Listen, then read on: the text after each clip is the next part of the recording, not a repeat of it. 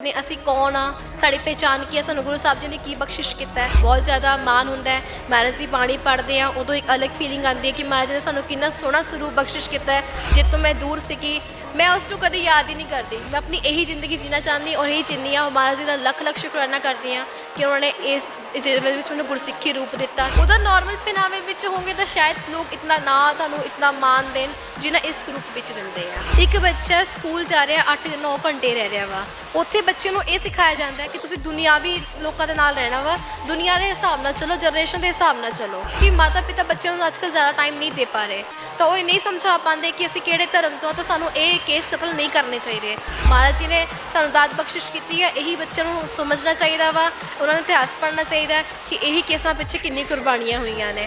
जिवें बच्चों को लगता है कि पहनावे के हिसाब नाल दुनिया चलती है, तो उन्होंने एग्जाम्पल सैट करना चाहते कि पहनावे के नाल नहीं साडी सोच दे नाल दुनिया चलती है।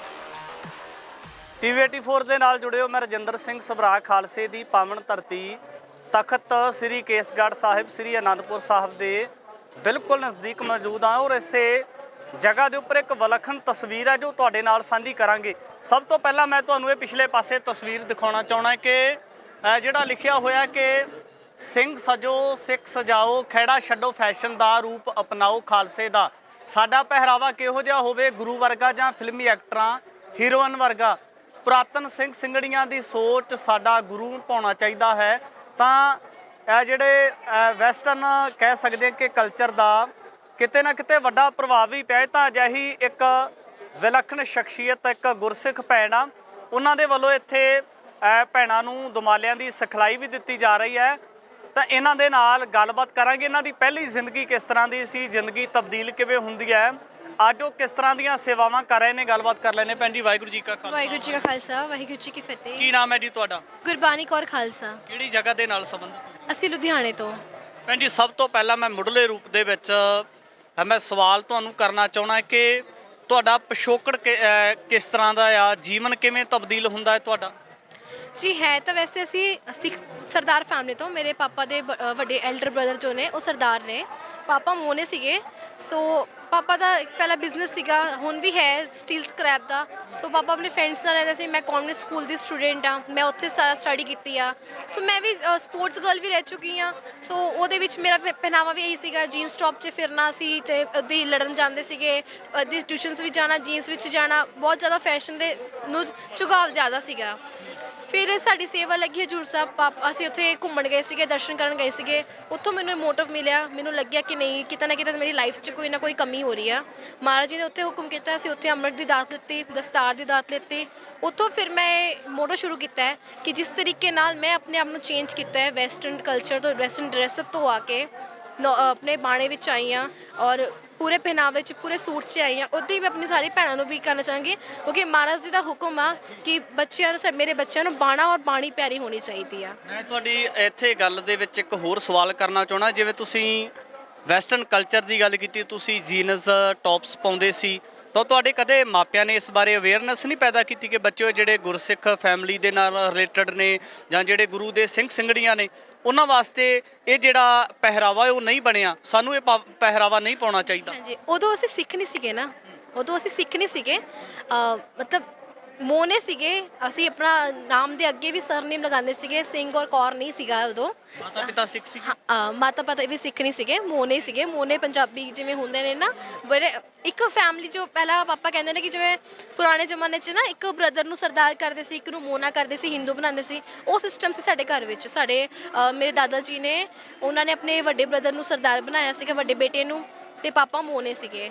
ਸੋ ਉੱਥੋਂ ਅਸੀਂ ਫਿਰ ਸਮਝਾਇਆ, ਮਤਲਬ ਇੰਨਾ ਉਹ ਨਹੀਂ ਸੀਗਾ ਕਿ ਬਿਲਕੁਲ ਹੀ ਸੂਟ ਵੀ ਪਾਉਂਦੇ ਸੀਗੇ, ਲੇਕਿਨ ਸਪੋਰਟਸ ਜਦ ਖੇਲਣ ਜਾਂਦੇ ਸੀਗੇ ਕਿਤੇ ਹੋਰ ਜਾਣਾ, ਉਦੋਂ ਜੀਨਸ ਵਿੱਚ ਰਹਿੰਦੇ ਸੀਗੇ।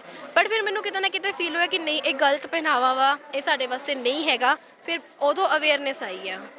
ਜਿਵੇਂ ਤੁਹਾਡਾ ਹੁਣ ਨਾਮ ਗੁਰਬਾਣੀ ਕੌਰ ਹੋ ਚੁੱਕਾ, ਤਾਂ ਪਹਿਰਾਵੇ ਤੋਂ ਪਹਿਰਾਵਾ ਜਦੋਂ ਤੁਹਾਡਾ ਹੋਰ ਸੀਗਾ, ਹੋਰ ਤਰੀਕੇ ਦਾ ਰਹਿਣਾ ਬਹਿਣਾ ਸੀਗਾ, ਉਦੋਂ ਵੀ ਤੁਹਾਡਾ ਨਾਮ ਇਹੀ ਸੀ ਜਾਂ ਨਾਮ ਹੀ ਹੋਰ ਸੀਗਾ? ਨਹੀਂ ਨਾਮ ਉਦੋਂ ਮੇਰਾ ਗੁਰਬਾਣੀ ਸੀਗਾ, ਕਿਉਂਕਿ ਗੁਰਬਾਣੀ ਮੇਰਾ ਸ਼ੁਰੂ ਤੋਂ ਮੇਰੇ ਗ੍ਰੈਂਡਫਾਦਰ ਨੇ ਮੇਰਾ ਨੇਮ ਰੱਖਿਆ ਸੀਗਾ। ਬਟ ਇੰਨੀ ਜਾਂਚ ਨਹੀਂ ਸੀਗੀ, ਇੰਨੀ ਪਹਿਚਾਣ ਨਹੀਂ ਸੀ, ਕਿਉਂਕਿ ਬੱਚੀ ਸੀ ਉਦੋਂ, ਇੰਨਾ ਮੈਨੂੰ ਨਹੀਂ ਪਤਾ ਸੀਗਾ, ਕਿਉਂਕਿ ਜ਼ਿਆਦਾਤਰ ਸਟੱਡੀ ਵਿੱਚ ਹੀ ਇਨਵੋਲਵ ਰਹਿੰਦੀ ਸੀ ਮੈਂ। ਤੇ ਗੁਰਪੁਰਬ 'ਤੇ ਗੁਰੂ ਘਰ ਜਾਂਦੇ ਸੀ, ਉੱਥੋਂ ਮੱਥਾ ਟੇਕਦੇ ਸੀ, ਇੰਨਾ ਇਤਿਹਾਸ ਬਾਰੇ ਨਹੀਂ ਪਤਾ ਸੀਗਾ। ਲੇਕਿਨ ਜਦੋਂ ਉਹ ਪਤਾ ਲੱਗਿਆ, ਜਿਵੇਂ ਅਸੀਂ ਕਿਸ ਧਰਮ ਤੋਂ ਬਿਲੋਂਗ ਕਰਦੇ, ਅਸੀਂ ਕੌਣ ਆ, ਸਾਡੀ ਪਹਿਚਾਣ ਕੀ ਹੈ, ਸਾਨੂੰ ਗੁਰੂ ਸਾਹਿਬ ਜੀ ਨੇ ਕੀ ਬਖਸ਼ਿਸ਼ ਕੀਤਾ ਹੈ, ਅਸੀਂ ਉੱਥੋਂ ਫਿਰ ਮੋਟੋ ਹੋਏ, ਅਸੀਂ ਤਿਆਰ ਜਦੋਂ ਹੋਏ। ਬੀਤੇ ਨੂੰ ਯਾਦ ਕਰਦੇ ਹੋ ਤਾਂ ਇੱਕ ਤਰ੍ਹਾਂ ਦੇ ਨਾਲ ਜਿਹੜੀ ਅੱਜ ਵਾਲੀ ਜ਼ਿੰਦਗੀ ਹੈ ਉਹ ਹੋਰ ਤਰੀਕੇ ਦੀ ਹੈ, ਜਿਹੜੀ ਪਿਛਲੀ ਜ਼ਿੰਦਗੀ ਸੀ ਇੱਕ ਤਰ੍ਹਾਂ ਦੇ ਨਾਲ ਡਿਫਰੈਂਟ ਜ਼ਿੰਦਗੀ ਕਿਹਾ ਜਾ ਸਕਦਾ ਹੈ। ਫਰਕ ਤੇ ਨਜ਼ਰ ਆਉਂਦਾ ਹੋਏਗਾ। ਬਿਲਕੁਲ, ਇਹ ਲਾਈਫ ਦੇ ਵਿੱਚ ਬਹੁਤ ਮਾਣ, ਪ੍ਰਾਊਡ ਫੀਲ ਹੁੰਦਾ ਹੈ, ਬਹੁਤ ਜ਼ਿਆਦਾ ਮਾਣ ਹੁੰਦਾ ਹੈ। ਮੈਰਿਜ ਦੀ ਬਾਣੀ ਪੜ੍ਹਦੇ ਹਾਂ ਉਦੋਂ ਇੱਕ ਅਲੱਗ ਫੀਲਿੰਗ ਆਉਂਦੀ ਹੈ ਕਿ ਮਹਾਰਾਜ ਨੇ ਸਾਨੂੰ ਕਿੰਨਾ ਸੋਹਣਾ ਸਰੂਪ ਬਖਸ਼ਿਸ਼ ਕੀਤਾ ਹੈ, ਜਿਸ ਤੋਂ ਅਸੀਂ ਵਿਛੋੜਾ ਪਾ ਰਹੇ ਹਾਂ। ਹੁਣ ਵੀ ਕਾਫੀ ਭੈਣਾਂ ਪਾ ਰਹੀਆਂ ਨੇ, ਜਿਸ ਤੋਂ ਮੈਂ ਦੂਰ ਸੀਗੀ, ਮੈਂ ਉਸ ਨੂੰ ਕਦੇ ਯਾਦ ਹੀ ਨਹੀਂ ਕਰਦੀ। ਮੈਂ ਆਪਣੀ ਇਹੀ ਜ਼ਿੰਦਗੀ ਜੀਣਾ ਚਾਹੁੰਦੀ ਔਰ ਇਹੀ ਜੀਂਦੀ ਹਾਂ। ਮਹਾਰਾਜ ਜੀ ਦਾ ਲੱਖ ਲੱਖ ਸ਼ੁਕਰਾਨਾ ਕਰਦੀ ਹਾਂ ਕਿ ਉਹਨਾਂ ਨੇ ਇਸ ਜਿਹਦੇ ਵਿੱਚ ਮੈਨੂੰ ਗੁਰਸਿੱਖੀ ਰੂਪ ਦਿੱਤਾ ਅਤੇ ਗੁਰਸਿੱਖੀ ਦਿੱਤਾ। ਅਤੇ ਬਹੁਤ ਜ਼ਿਆਦਾ ਮਾਣ ਫੀਲ ਹੁੰਦਾ ਜਦ ਕੋਈ ਗੱਜ ਕੇ ਫਤਿਹ ਸਾਂਝੀ ਕਰਦਾ ਹੈ, ਕਿਉਂਕਿ ਇਸ ਬਾਣੇ ਰੂਪ ਵਿੱਚ ਆ, ਇਤਨਾ ਪ੍ਰਾਊਡ ਫੀਲ ਹੁੰਦਾ ਵਾ। ਉਹਦਾ ਨਾਰਮਲ ਪਹਿਨਾਵੇ ਵਿੱਚ ਹੋਣਗੇ ਤਾਂ ਸ਼ਾਇਦ ਲੋਕ ਇਤਨਾ ਨਾ ਤੁਹਾਨੂੰ ਇਤਨਾ ਮਾਣ ਦੇਣ ਜਿੰਨਾ ਇਸ ਰੂਪ ਵਿੱਚ ਦਿੰਦੇ ਆ। ਸ਼ਸਤਰ ਵੀ ਚਲਾ ਲੈਂਦੇ ਹੋ ਤੁਸੀਂ? ਹਾਂਜੀ, ਥੋੜ੍ਹੀ ਬਹੁਤ ਜਾਂਚ ਹਾਲੇ ਸਿੱਖ ਰਹੀ ਹਾਂ, ਕਿਉਂਕਿ ਸਿੱਖ ਦਾ ਮਤਲਬ ਹੀ ਹੁੰਦਾ ਸਿੱਖਣਾ ਹੁੰਦਾ ਵਾ। ਤਾਂ ਬਾਕੀ ਗੁਰਮੁਖੀ 'ਚ ਜ਼ਿਆਦਾ ਅੱਗੇ ਰਹੀਦਾ ਵਾ, ਅਤੇ ਬਾਕੀ ਤਾਂ ਗੁਰੂ ਸਾਹਿਬ ਜੀ ਕਿਰਪਾ ਕਰੇ, ਸ਼ਸਤਰ ਥੋੜ੍ਹਾ ਬਹੁਤ ਸਿੱਖ ਰਹੇ ਹਾਂ, ਹਜੇ ਥੋੜ੍ਹਾ ਬਹੁਤ ਚਲਾ ਵੀ ਲਈਦਾ ਹੈ ਜੀ। ਗੁਰਬਾਣੀ ਕੌਰ, ਜਿਵੇਂ ਤੁਸੀਂ ਗੱਲ ਕੀਤੀ ਵੈਸਟਰਨ ਕਲਚਰ ਦੀ ਗੱਲ ਕੀਤੀ, ਉਹਦੇ ਵਿੱਚ ਜਿੱਥੇ ਪਹਿਰਾਵੇ ਦੀ ਗੱਲ ਆਉਂਦੀ ਹੈ ਉੱਥੇ ਹੋਰ ਵੀ ਤਮਾਮ ਸਾਰੀਆਂ ਚੀਜ਼ਾਂ ਆਉਂਦੀਆਂ ਨੇ। ਜਿਵੇਂ ਅੱਜ ਨਿਊ ਜਨਰੇਸ਼ਨ ਦੇ ਵਿੱਚ ਖਾਸ ਕਰ ਮੁਟਿਆਰਾਂ ਦੀ ਗੱਲ ਕਰੀਏ ਤਾਂ ਆਈਬਰੋ ਬਣਾਏ ਜਾਂਦੇ ਨੇ, ਆਪਣੇ ਜਿਹੜੇ ਸਿਰ ਦੇ ਵਾਲ ਨੇ ਉਹ ਕੱਟੇ ਜਾਂਦੇ ਨੇ। ਕੀ ਲੱਗਦਾ ਕਿ ਇਹ ਜਿਹੜੀ ਮਾਨਸਿਕਤਾ ਪੈਦਾ ਹੁੰਦੀ ਆ, ਇਹ ਜਿਹੜੀ ਥਿੰਕਿੰਗ ਦੀ ਗੱਲ ਕਰੀਏ, ਫਿਰ ਪੈਦਾ ਕਿੱਥੋਂ ਹੁੰਦੀ ਆ? ਇਹ ਪੈਦਾ ਹੁੰਦੀ ਆ ਬੱਚਿਆਂ ਦੀ ਸਕੂਲ ਤੋਂ, ਜਿਵੇਂ ਸੰਗਤ ਵਿੱਚ ਰਹਿਣ ਤੋਂ। ਇੱਕ ਬੱਚਾ ਸਕੂਲ ਜਾ ਰਿਹਾ, 8-9 ਘੰਟੇ ਰਹਿ ਰਿਹਾ ਵਾ, ਉੱਥੇ ਬੱਚੇ ਨੂੰ ਇਹ ਸਿਖਾਇਆ ਜਾਂਦਾ ਕਿ ਤੁਸੀਂ ਦੁਨਿਆਵੀ ਲੋਕਾਂ ਦੇ ਨਾਲ ਰਹਿਣਾ ਵਾ, ਦੁਨੀਆ ਦੇ ਹਿਸਾਬ ਨਾਲ ਚਲੋ, ਜਨਰੇਸ਼ਨ ਦੇ ਹਿਸਾਬ ਨਾਲ ਚਲੋ। ਫਿਰ ਬੱਚੇ ਦੇ ਦਿਮਾਗ 'ਚ ਇਹ ਹੁੰਦਾ ਕਿ ਉਹ ਕੁੜੀ ਇਹ ਕਰ ਰਹੀ ਆ, ਉਹ ਜਨਰੇਸ਼ਨ ਦੇ ਹਿਸਾਬ ਨਾਲ ਇੱਦਾਂ ਚੱਲ ਰਹੀ, ਤਾਂ ਮੈਨੂੰ ਵੀ ਬਣਵਾਉਣੇ ਚਾਹੀਦੇ ਆ। ਬਟ ਉਹ ਇਹ ਭੁੱਲ ਜਾਂਦਾ, ਕਿਉਂਕਿ ਮਾਤਾ ਪਿਤਾ ਬੱਚਿਆਂ ਨੂੰ ਅੱਜ ਕੱਲ੍ਹ ਜ਼ਿਆਦਾ ਟਾਈਮ ਨਹੀਂ ਦੇ ਪਾ ਰਹੇ, ਤਾਂ ਉਹ ਇਹ ਨਹੀਂ ਸਮਝਾ ਪਾਉਂਦੇ ਕਿ ਅਸੀਂ ਕਿਹੜੇ ਧਰਮ ਤੋਂ, ਤਾਂ ਸਾਨੂੰ ਇਹ ਕੇਸ ਕਤਲ ਨਹੀਂ ਕਰਨੇ ਚਾਹੀਦੇ। ਬਟ ਜੇ ਬੱਚਾ ਨਾ ਕਰਾਵੇ ਤਾਂ ਉਹਦੇ ਲਈ ਉਹੀ ਬੈਟਰ ਹੈ। ਜੇ ਉਹਨੇ ਇੱਕ ਵਾਰ ਕਰਵਾ ਲਿਆ ਤਾਂ ਉਹਨੂੰ ਕਰਵਾਉਣੇ ਹੀ ਪੈਂਦੇ ਆ, ਤਾਂ ਉਹਨੂੰ ਇਹ ਲੱਗਦਾ ਕਿ ਨਹੀਂ ਹੁਣ ਮੈਂ ਇਹਦੇ 'ਚ ਸੋਹਣੀ ਲੱਗ ਰਹੀ ਹਾਂ, ਕੇਸ ਨਾਲ ਸੋਹਣੇ ਲੱਗਣਗੇ। ਹਾਲਾਂਕਿ ਜੇ ਦੇਖਿਆ ਜਾਵੇ ਤਾਂ ਬੱਚੇ ਕੇਸਧਾਰੀ 'ਚ ਹੀ, ਕੇਸ ਦੇ ਵਿੱਚ ਜ਼ਿਆਦਾ ਸੋਹਣੇ ਲੱਗਦੇ ਆ। ਮਹਾਰਾਜ ਜੀ ਨੇ ਸਾਨੂੰ ਦਾਤ ਬਖਸ਼ਿਸ਼ ਕੀਤੀ ਹੈ, ਇਹੀ ਬੱਚਿਆਂ ਨੂੰ ਸਮਝਣਾ ਚਾਹੀਦਾ ਵਾ, ਉਹਨਾਂ ਨੂੰ ਇਤਿਹਾਸ ਪੜ੍ਹਨਾ ਚਾਹੀਦਾ ਕਿ ਇਹੀ ਕੇਸਾਂ ਪਿੱਛੇ ਕਿੰਨੀ ਕੁਰਬਾਨੀਆਂ ਹੋਈਆਂ ਨੇ ਜੀ। ਜੇ ਆਪਾਂ ਗੱਲ ਕਰੀਏ ਤਾਂ ਜ਼ਿੰਦਗੀ ਦਾ ਗੁਜ਼ਰਾਨ ਚਲਾਉਣ ਵਾਸਤੇ, ਜ਼ਿੰਦਗੀ ਨੂੰ ਅੱਗੇ ਲਿਜਾਣ ਵਾਸਤੇ ਪੈਸੇ ਦੀ, ਧਨ ਦੀ ਲੋੜ ਹੁੰਦੀ ਹੈ, ਅਤੇ ਦੁਨਿਆਵੀ ਤੌਰ 'ਤੇ ਮਨੁੱਖ ਨੇ ਕੋਈ ਟੀਚਾ ਵੀ ਮਿੱਥਿਆ ਹੁੰਦਾ, ਉਹਦੀ ਕੋਈ ਮਕਸਦ ਹੁੰਦੀ ਹੈ, ਨਿਸ਼ਾਨੇ ਨੂੰ ਲੈ ਕੇ ਚੱਲਦਾ ਹੈ। ਤੁਹਾਡਾ ਕੋਈ ਜ਼ਿੰਦਗੀ ਦਾ ਟੀਚਾ, ਕੋਈ ਨਿਸ਼ਾਨਾ?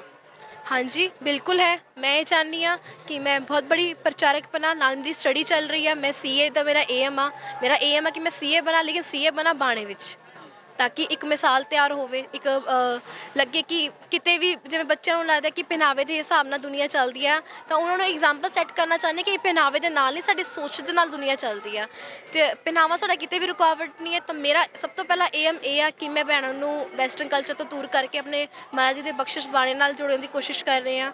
ਬਾਕੀ ਸੈਕਿੰਡ ਏਮ ਮੇਰਾ ਇਹ ਹੈ ਕਿ ਮੇਰੇ CA ਦੀ ਤਿਆਰੀ ਹੈ, BCom ਸੈਕਿੰਡ ਈਅਰ ਕਰ ਰਹੀ ਹਾਂ, ਅੱਗੇ CA ਹੀ ਬਣਨਾ ਮੈਂ।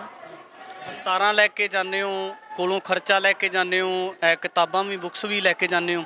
ਕੀ ਲੱਗਦਾ ਕਿ ਜਿਸ ਤਰੀਕੇ ਦੇ ਨਾਲ ਗੁਰੂ ਘਰ ਦੇ ਵਿੱਚ ਜਦੋਂ ਵੀ ਕੋਈ ਸਮਾਗਮ ਹੁੰਦਾ, ਇਸ ਤਰੀਕੇ ਦੇ ਨਾਲ ਤੁਸੀਂ ਜਾ ਕੇ ਆਪਣਾ ਸੇਵਾ ਦੇ ਵਿੱਚ ਹਿੱਸਾ ਪਾਉਂਦੇ ਹੋ, ਉਹਦੇ ਵਾਸਤੇ ਕੁਝ ਰਾਸ ਦੀ, ਪੈਸੇ ਦੀ ਜ਼ਰੂਰਤ ਹੁੰਦੀ ਹੈ, ਫਿਰ ਉਹ ਪੈਸਾ ਪਰਿਵਾਰ ਦੇ ਦਿੰਦਾ ਹੈ, ਮਨਾ ਤਾਂ ਨਹੀਂ ਕਰਦਾ?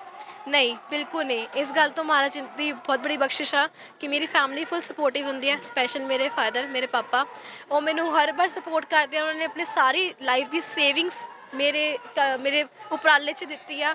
ਹੁਣ ਵੀ ਮੇਰੇ ਫਾਦਰ ਮੈਨੂੰ ਬਹੁਤ ਸਪੋਰਟ ਕਰਦੇ, ਦਸਤਾਰ ਦੇ ਥਾਨ ਲੈਣੇ। ਕੁਛ ਮੇਰੇ ਪਾਪਾ ਦੀ ਨਾਲ ਫਰੈਂਡ ਸਰਕਲ ਉਹਨਾਂ ਦਾ ਹੈ, ਸੰਗਤ ਹੈਗੀ ਆ ਜੋ ਉਹਨਾਂ ਨੂੰ ਥੋੜ੍ਹਾ ਬਹੁਤ ਸਹਿਯੋਗ ਕਰਦੇ ਨੇ ਨਾਲ ਮੇਰੇ। ਤਾਂ ਸਭ ਤੋਂ ਬੜਾ ਸਪੋਰਟ ਮੇਰੇ ਫਾਦਰ ਹੀ ਨੇ, ਨਾਲ ਸੰਗਤ ਦੀ ਆ। ਤੇ ਅਖੀਰ ਵਿੱਚ ਆਪਣੇ ਵੱਲੋਂ ਕੋਈ ਸੁਝਾਅ ਆਪਣੀਆਂ ਭੈਣਾਂ ਨੂੰ, ਜਿਹੜੇ ਅੱਜ ਕਹਿ ਸਕਦੇ ਆ ਨੌਜਵਾਨ ਨੇ, ਉਹਨਾਂ ਨੂੰ ਸੁਝਾਅ ਕੋਈ ਦੇਣਾ ਚਾਹੁੰਦੇ ਹੋ? ਹਾਂਜੀ ਬਿਲਕੁਲ ਦੇਣਾ ਚਾਹਾਂਗੀ ਭੈਣੋ ਹੱਥ ਜੋੜ ਕੇ ਬੇਨਤੀ ਆ ਕਿ ਦੁਨੀਆ ਪਹਿਨਾਵੇ ਦੇ ਨਾਲ ਨਹੀਂ ਚੱਲਦੀ। ਪਹਿਨਾਵਾ ਤੁਸੀਂ ਉਹੀ ਰੱਖੋ ਜੋ ਆਪਣੇ ਧਰਮ ਦਾ ਹੈ। ਬਾਣੇ ਵਿੱਚ ਰਹੋ, ਸਹੀ ਪਹਿਨਾਵੇ ਵਿੱਚ ਰਹੋ, ਕਵਰ ਸੂਟ ਵਿੱਚ ਰਹੋ, ਕਿਉਂਕਿ ਸਾਡਾ ਪਹਿਨਾਵਾ ਸਾਰਾ ਕੁਝ ਕਰੈਕਟਰ ਸ਼ੋ ਕਰਦਾ ਹੈ। ਅਸੀਂ ਕਿਸ ਮੁਕਾਮ ਤੱਕ ਪਹੁੰਚ ਜਾਂਦੇ ਉਹ ਸਾਰਾ ਸਾਡੇ ਇੱਕ ਪਹਿਨਾਵੇ ਤੋਂ ਪਤਾ ਚੱਲ ਜਾਂਦਾ ਵਾ। ਸੋ ਬੇਨਤੀ ਹੈ ਕਿ ਤੁਸੀਂ ਕਵਰ ਡਰੈਸ 'ਚ ਰਹੋ, ਪੜ੍ਹਾਈ 'ਚ ਅੱਗੇ ਨਿਕਲੋ। ਤੁਸੀਂ ਜਿੰਨਾ ਪੜ੍ਹਨਾ ਚਾਹੁੰਦੇ ਹੋ ਉਨਾ ਪੜ੍ਹੋ। ਪੜ੍ਹਾਈ ਦੇ ਨਾਲ ਕੰਪੀਟੀਸ਼ਨ ਕਰੋ ਜਨਰੇਸ਼ਨ ਦਾ, ਪਹਿਨਾਵੇ ਨਾਲ ਕੰਪੀਟੀਸ਼ਨ ਨਾ ਕਰੋ ਜੀ। ਭੈਣ ਗੁਰਬਾਣੀ ਕੌਰ ਦੇ ਨਾਲ ਗੱਲਬਾਤ ਕੀਤੀ ਹੈ ਤਾਂ ਕਿਤੇ ਨਾ ਕਿਤੇ ਜਿਹੜੇ ਇਹਨਾਂ ਦੇ ਵੱਲੋਂ ਸੁਝਾਅ ਦਿੱਤੇ ਜਾ ਰਹੇ ਨੇ ਜਾਂ ਇਹਨਾਂ ਦੀ ਜਿਹੜੀ ਇੱਕ ਤਰ੍ਹਾਂ ਦੇ ਨਾਲ ਜ਼ਿੰਦਗੀ ਨੂੰ ਦੇਖਦੇ ਹਨ ਤਾਂ ਅੱਜ ਜ਼ਿੰਦਗੀ ਦੇ ਵਿੱਚ ਬਹੁਤ ਵੱਡਾ ਬਦਲਾਅ ਆ ਚੁੱਕਾ ਹੈ। ਗੁਰੂ ਦੇ ਖੰਡੇ ਬਾਟੇ ਦੀ ਪਹੁ ਲੈ ਚੁੱਕੇ ਨੇ ਔਰ ਪਹੁ ਲੈਣ ਤੋਂ ਬਾਅਦ ਆਪਣਾ ਪਹਿਰਾਵਾ ਵੀ ਤਬਦੀਲ ਕਰ ਚੁੱਕੇ ਨੇ। ਦੁਨੀਆ ਦੇ ਜਿਹੜੇ ਲੋਕ ਆਮ ਕਰਕੇ ਵਿਚਰਦੇ ਨੇ, ਮੁਟਿਆਰ ਭੈਣਾਂ ਵਿਚਰਦੀਆਂ ਨੇ, ਉਹਨਾਂ ਦੇ ਨਾਲੋਂ ਵਿਲੱਖਣ ਜਿਹੜਾ ਗੁਰੂ ਨੇ ਬਖਸ਼ਿਆ ਹੋਇਆ ਬਾਣਾ ਹੈ ਉਹਦੇ ਅਨੁਸਾਰ ਬਾਣੀ ਅਤੇ ਬਾਣੇ ਦੇ ਵਿੱਚ ਰਹਿ ਕੇ ਆਪਣਾ ਜੀਵਨ ਗੁਜ਼ਰਾਨ ਕਰ ਰਹੇ ਨੇ। ਆਉਣ ਵਾਲੇ ਸਮੇਂ ਦੇ ਵਿੱਚ ਯਤਨ ਕਰਾਂਗੇ ਇਸ ਤਰ੍ਹਾਂ ਦੀਆਂ तमाम ਸ਼ਖਸੀਅਤਾਂ ਦੇ ਨਾਲ ਗੱਲਬਾਤ ਲੈ ਕੇ ਹਾਜ਼ਰ ਹੋਵਾਂਗੇ। ਧੰਨਵਾਦ। ਵਾਹਿਗੁਰੂ ਜੀ ਕਾ ਖਾਲਸਾ, ਵਾਹਿਗੁਰੂ ਜੀ ਕੀ ਫਤਿਹ।